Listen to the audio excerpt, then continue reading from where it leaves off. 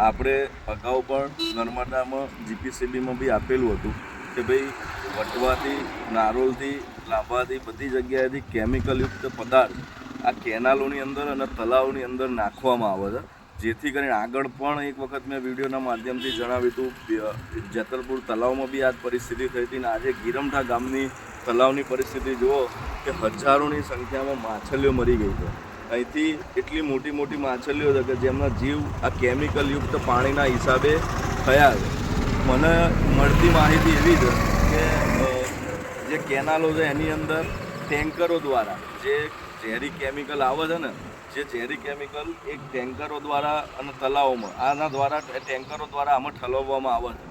ઠાલવવામાં આવવાના હિસાબે આ માછલીઓનું મરણ થઈ રહ્યું છે. અહીં આગળ એવી પરિસ્થિતિ છે, હું તમને સ્મેલ તો કેમ નહીં બતાવું કે અહીં આગળ એટલી સ્મેલ મારી રહી છે કે તમે અહીં ઊભા ના રહી શકો. બાજુમાં ગામ છે તો ગામવાળાની શું પરિસ્થિતિ થતી હશે.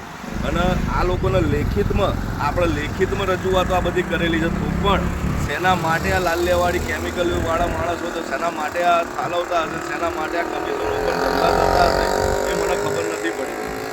આગળ પણ મેં રજૂઆતો કરેલી છે, તો પણ કોઈ તેના માટે કોઈ એક્શન લેવાય નથી રહ્યા. જીપીસીબી બી 0-0 કામ કરી રહ્યા છે. કોઈ પણ પ્રકારનું કોઈ કામ અહીં જમીની સ્તરે દેખાતું નથી. તમે વિચારો કે જો માછલીઓ જીવ એક મરી જતો હોય, એ જ કેમિકલવાળું પાણી જ્યારે આપણા ખેતરમાં જશે તો એની પરિસ્થિતિ શું થશે?